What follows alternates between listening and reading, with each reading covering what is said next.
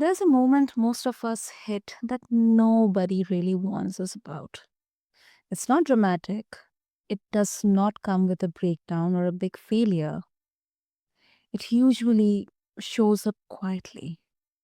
You look around and realize no one is coming to rescue you from this season. No one is going to suddenly give you clarity, discipline, confidence, or direction.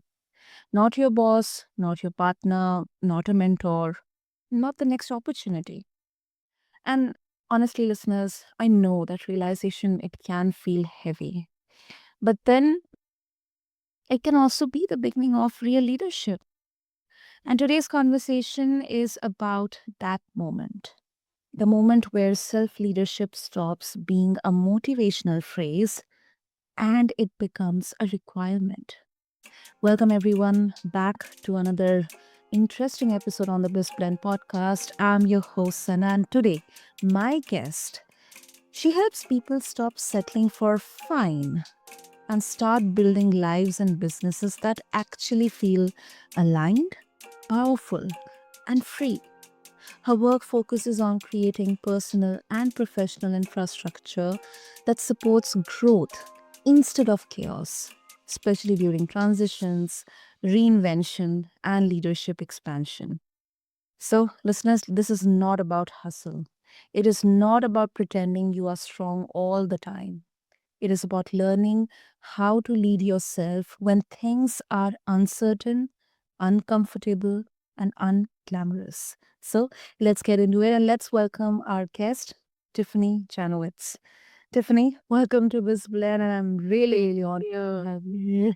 Thanks so much, Santa. It's great to be here. And Tiffanie, this is I mean, unfortunately, it is kind of the reality that, many of us, we don't realize or we realize very late. And I think maybe for some it feels like, there is no other option out there, and they leave everything to fate or maybe the higher power, or some people, they take control in their own hands and they carve their own path in there. So, many people talk about self leadership like, it is empowering, but then for many, the real moment it begins, it feels lonely and confronting. So, my question to you is, Tiffany, when someone realizes that no one is coming to save them, what do you see emotionally and practically happen first? And this is such a deep topic, Santa, Yeah. because when we're talking about when you're realizing that no one is coming to save you, a reframe is really necessary in that first space, right? When we're thinking about the concept of no one's coming, it's not repositioning that to remind yourself that it's not a threat, but this is a transfer of power back to yourself, right? We're not, when we think about that, like most people are unconsciously waiting for the right time, or I need more motivation, or someone, again, like that outside source of someone coming to choose them, or even maybe for permission. A lot of folks that I work with, that I mentor, permission is a big one, that even just having the conversation between the two of us when we're working through and taking that first inventory. Permission is something I hear from a lot of the people that I mentor that are sitting in that space of fine, which is a really scary spot to sit in. But we're unconsciously waiting for permissions or outside sources. And so again, really peeling it back to remind yourself that it's not a threat, that no one's coming to save you. You are your biggest power, and transferring that power back into your hands and wrapping your arms around it is when you get to take that back into your hands. And when we're thinking about the people that are unconsciously waiting for those, it's not like that they're weak, right? But we get into these situations, and oftentimes when people are raised, we're outsourcing our opinions, or even the leadership of our life. And what I mean by that is, when you think about when you're growing up, you are shaped by so many things outside yourself. You're shaped by Mm. your home, your surroundings, your social settings, the people that are leading you, whether that's inside your home or in, religious circles or wherever that is. There is a lot of outside influence in our lives. And so when there's a spot to take back those decisions and put them in our hands, that's when I think people get stuck in that space. And it's typically like what I have found is there's like three invisible traps of why people stay stuck. And when I go through those, it's typically like there's some emotional delegation that they get trapped into, right? And what I mean by that is like a thought of I'll take action once I feel ready or once I get that right motivation or whatever, right? When in reality, when you're looking at true leadership, you act before you have certainty. We all know like action is the key dictator of all of our 1% leaders, Mm. right? It's taking Mm. action, massive action, and quick. So emotional delegation is kind of one of the traps that I see people get into. The second one would be like responsibility avoidance. And that can be disguised by like an overwhelming feeling, right? So when we're thinking to ourselves, I don't even know where to start. There is so much information out in our world right now that overwhelm is easy to come by. There's too many choices, too many decisions. A lot of what I find with people is they don't have framework, right? Mm. So it's not a lack of ability, but it's more of where do I need to direct this, right? And then that last trap that I really see people fall into is external validation. The external validation, and we fall into a loop of that. We want people to applaud us or to agree with us, and we're nervous about if I change this behavior or, what are people going to think of me rather than we really need to lead ourselves, and we don't need others' consensus. We just need our own. We need to again transfer that power right back into our own hands. Mm. And that external validation and that fear that if I fail or if I cannot live up to even my expectations, then what are others going to think about me or to say about me? Mhm. Yeah. It's a unique position because just as we were mentioning that there's so many external factors Mhm. that come into play growing up and everything. Another another thing that I've really noticed, is we're often taught to change our lens outward instead of Mm. inward. And Mm. so when I say to someone that I'm working with, we're gonna flip that lens back inward, that's an uncomfortable thing for a lot of people because Yeah. it's not our usual viewpoint. And and so relearning and again reframing that that's okay and you are your best leader, but it starts with you. That's a Mm. really powerful moment for someone to realize within themselves. Absolutely. And I think entrepreneurship is such I shouldn't say perfect, but such a great example of this because um often people say that it's a lonely journey and Uh-huh. um you I mean most probably you are there could be chances that maybe your first company or your first venture is not is has failed, but that Yeah. it doesn't mean that you stop having ideas or bringing the ideas into fruition and solving problems out there. And because those failures are the biggest kind of lessons to learn what you shouldn't do instead of what you should do. Absolutely. Absolutely. And when we can embrace those failures and we can love them just as much as our wins, that becomes a superpower. And Mm. that's a real piece of when I work with people to build their infrastructure more sound and get that foundation working as it should, and we're talking about habits, that is, what you said, Senna, it hits it right on the head, is being okay to fail is, again, it's a learned skill.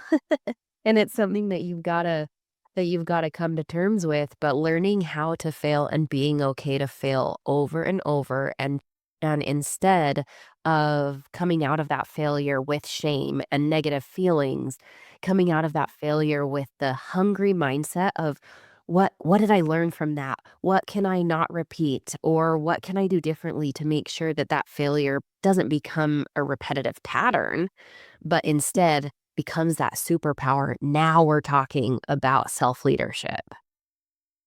Absolutely. Absolutely. And Tiffany, I mean, I have to bring this up because your journey, it is a proof here that, because you have had, maybe, I mean, not only in the professional world, but in the personal, in your personal life as well, like, moving away from relationships that no longer connected with you, your values. Then, you navigated entrepreneurial journey as well. Yeah. Health problems as well, health challenges. So if you would like to share a bit about your journey with all of the listeners and Yeah.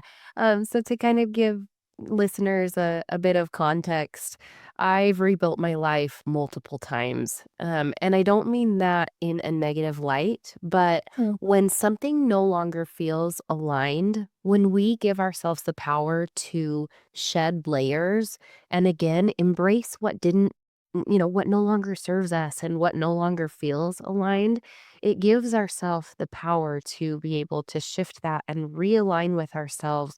And when we are in true alignment, that's when we really shine from the inside out. And that might sound a little bit a little bit crazy, but that's what really gives yourself, true trust in your inner voice. And that's become a really big, importance in my journey. As you mentioned, I was in corporate America for a very long time, but I just had this, and I had a great job. I was in a really, successful career path. My trajectory was great. But at the end of the day, I was just left feeling fine. And when we're in a state of fine, that really is like, it's a state of stagnance. And I think that that's a really dangerous place to stay.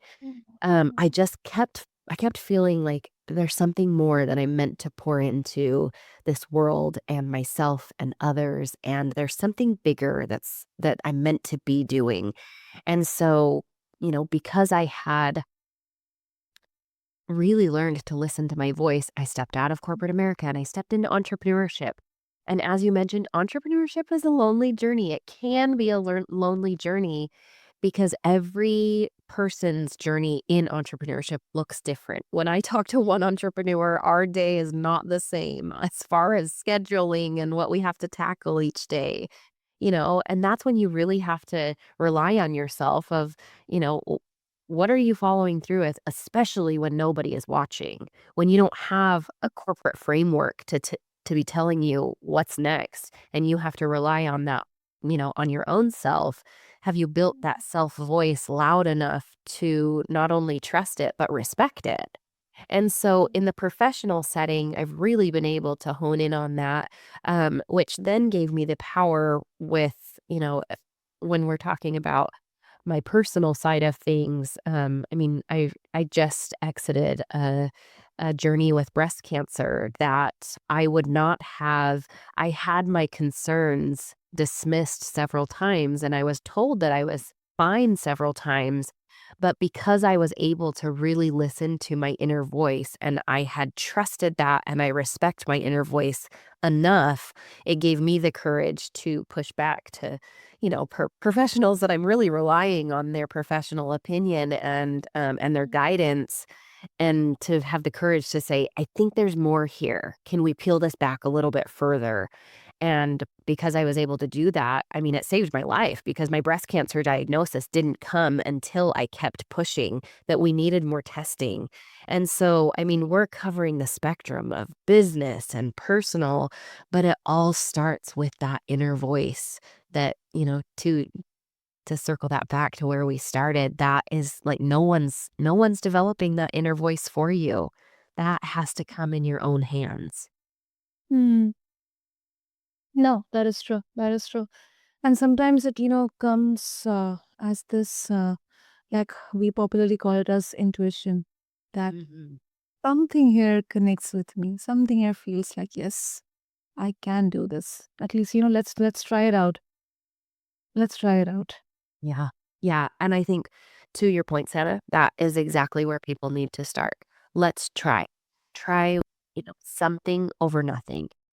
And that Hmm. really is where that gets to start of, if again, like nobody's watching, this doesn't count for anybody else except for me. So what is one small thing that I can fulfill with on that, or what do I feel like is still the right move, no matter what anybody else is looking at? Yeah, yeah. And I think, um, needless to say, it's surely a test. Um, or maybe I think it's kind of that, the the moments, when you have so many voices, so many opinions, do that, do this, or this is not going to work out, but still your inner voice is telling you, no, let's stick to what I have decided, what I'm thinking right now. Yeah. And you mentioned about the lack of framework.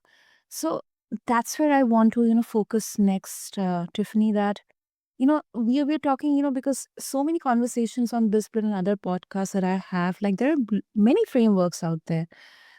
So for someone who has um not a single approach, um but is right now flooded by some uncertain circumstances, they don't have any clue like what's the next step to take, or maybe if they genuinely want to have a framework, or if they want to identify what exactly is my way of working or my way of approach, are there any simple steps that can be followed? And this is irrespective of your professional personal life. Yeah. Yeah. As a blanket answer, yes. There are some simple steps that then we can take. And the first thing that I think people need to be really conscious of is when you are getting that feeling that you are just describing, that feeling of overwhelm or that feeling of like, where do I start? Mm. The thing that I really want to pat people on the back for is you are becoming aware. In that circumstance where you feel the overwhelm, that is when you are starting to, um, condense and start to peel away some of the chaos, right? When you feel that overwhelm, you are aware, and we can't change anything and we can't shift anything to the right framework or step into any type of framework without the awareness. So that's where I really like to stop people in that moment and say, hey, good job. Like, recognize this moment for yourself that, yes, I want to shift something and I'm aware of it enough that I need to find a framework. And it's okay to feel overwhelmed and be looking for like, okay, where do I start? But having that recognition in yourself of, oh my gosh, this doesn't have to stay like this forever. That is a powerful moment that I really like to say to people, be aware of that and give yourself, the credit for that first move because you just showed yourself, I don't have to stay here anymore. And then to step into the infrastructure building of things. Mm. When we're talking about self-leadership and taking those first steps, for me, it's all about systems, right? And when we're talking about that's just another fancy word of saying framework, systems, it's all of those kind of things. But Yeah. what framework and systems creates for you is it removes your emotion, and it removes like the need for motivation and willpower to be Yeah. behind the desire for the change, right? Because we can't rely on motivation. If we're relying on motivation, there will be failure at some point because motivation fades, right? Mm. But when we create systems behind things and when we create that infrastructure, both on the personal and the business side, now we're talking about a secret weapon because that takes the emotional swing out of it. So when that motivation is fading or when exhaustion is hitting in or, when the pressure hits, all of those emotional swings tend to make us want to sit back into old habits or old self, as I like to call that. Like my old self would really default to pressing the snooze button, but that doesn't serve the identity that I am aligning with in my new growth, right?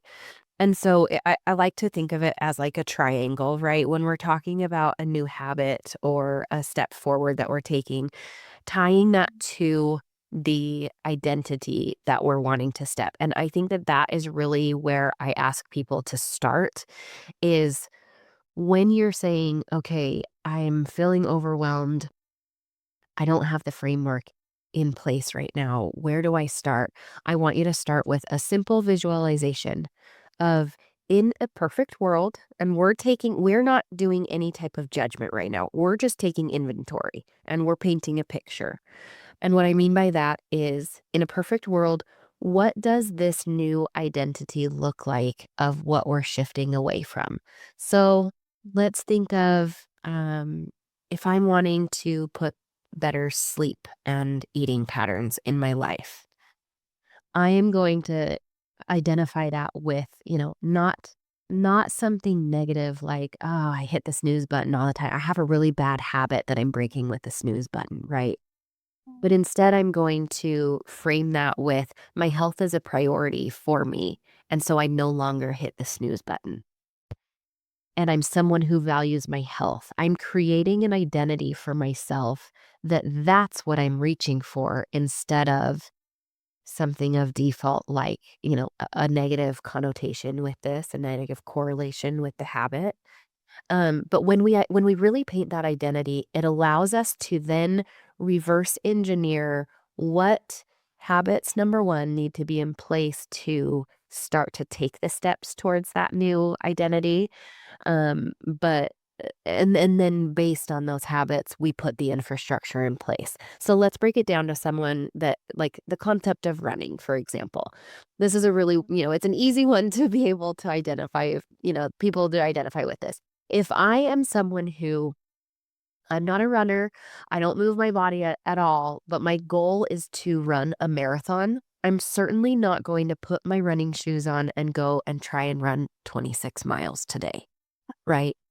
I'm simply going to look at, I wonder what running shoes fit my feet well, Mm. right? It's just something very small that we're talking about something over nothing, the concept of something very, over nothing. I love how James Clear breaks down all of this in his book, Atomic Habits. I think it's a really, really powerful tool. So if you're listening and you haven't read that book, put that on your must read. I think it's a wonderful part to put these baby steps into place. It takes a lot of the overwhelm out of that, right? But then we start to build on those things. Okay, I've researched the shoes and now I'm going to put them on my feet and I'm going to simply walk to the end of my street and back. And if that feels good and I've proved to myself that I can, I've put the trust in my own inner voice that I can do this. Well, maybe tomorrow I'm going to walk around my whole neighborhood. And maybe then after that, I'm going to pick up my speed. And it's a building process that it's just one brick on top of another. And we're not looking at the whole big picture because that's certainly when overwhelm and a lack of action tends to come into place. Yeah. Uh, you know, so Mm.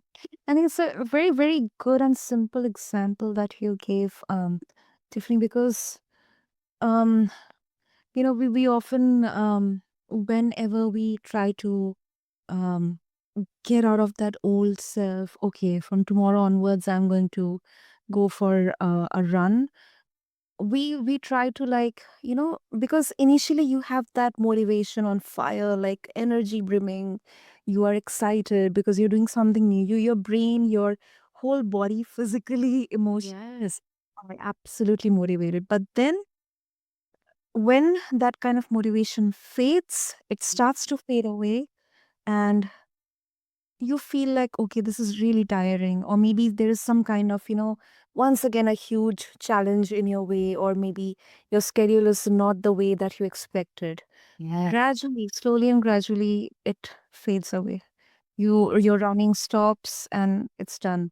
And I think that's how most of the even New Year resolutions, they do not find any place, when we see at the middle of the year. Oh, yeah, absolutely. I've been laughing because I've been saying if motivation worked, January would fix everybody. Exactly. And it just it's not something that you can rely on, you know? And Santa, to your point, you just described like that that ebb and flow and those peaks and valleys, you just described entrepreneurship. That is Mm.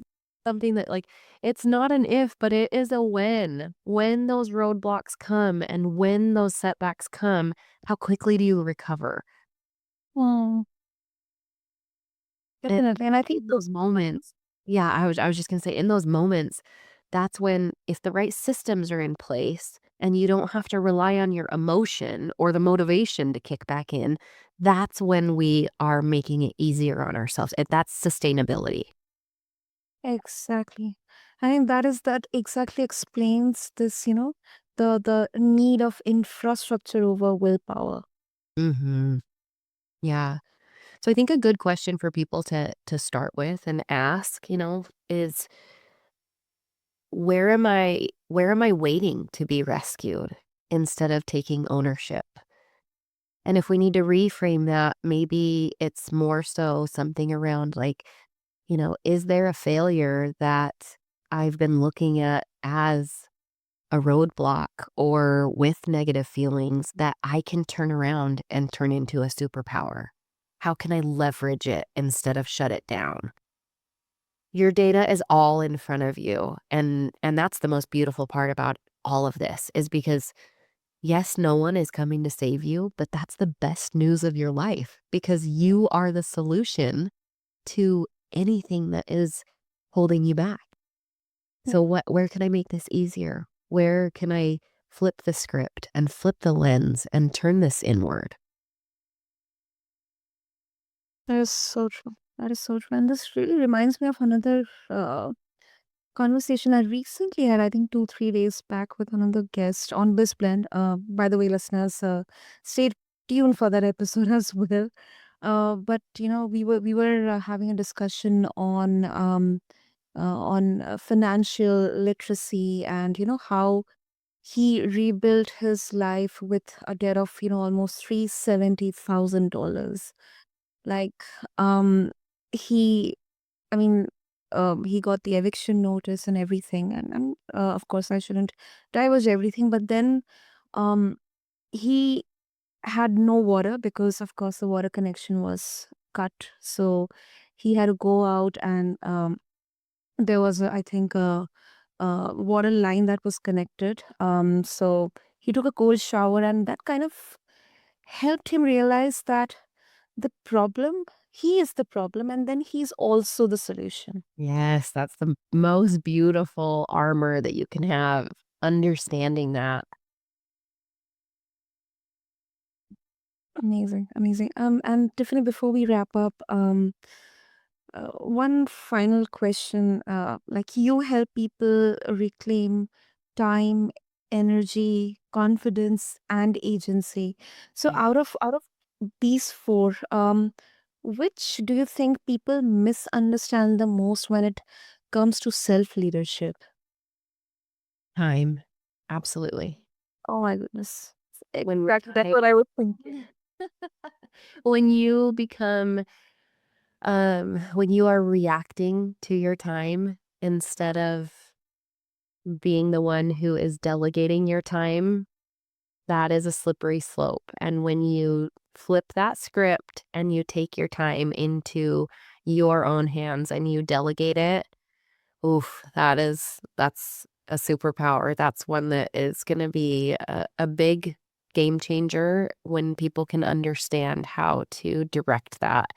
You gain back more time than you can even imagine. It's a really powerful exercise I go through with people. Hmm. Yeah, I 100% agree with you. 100% agree with you. Oh, superb, superb. So Tiffany, if listeners, I'm very sure they'll have so many thoughts, questions, and if they would like to reach out to you, what would be the easiest way for that? The best way to reach out is through my website, and it's tiffanyjanowitz.com, but of course, I'm gonna throw a little curve in there. Tiffany is with an IE and not a Y, so there's a little some spelling to pay attention to, but Mhm. that's the best place to find me, or over on Instagram at tiffany.janowitz, and again, it's in a space of wanting to stop just surviving, but really start leading yourself. And that's what I help people build. That's the framework that I help people build. So if I can be, a support to you, please reach out. It's something that I feel a great responsibility to help others do because of the success that I have felt and seen in my own life and with others. So Well, that's really good to hear. And listeners, what I'm going to do is I'll have all the links, all the details in the show notes. So find them attached along with this episode on whichever platform you're listening to the BizBlend podcast. And, listeners, I hope that what we can take away from here, all of us, is self leadership is not about being fearless, it is about being present. And you may not have everything figured out, but then it is about choosing yourself even when the path is unclear. Because no one is coming to save you, but then this is not a sentence or anything to have fear. It is an invitation to build a life and a way of working that actually supports who you are becoming. So, Tiffany, thank you so much. This was really, really a very profound and very much needed conversation in today's day and age. So, thank you so much. thank you for having me. It's a pleasure. And to all the listeners, if this conversation resonated with you, take one idea and apply it. Not everything, just one, baby steps. Because leadership begins in the smallest moments of follow through. And thank you for tuning in, and thank you for leading this conversation with so much honesty and depth. This is your host, Sana, and I'll catch you in the next episode on BizBlend. Thank you and take care.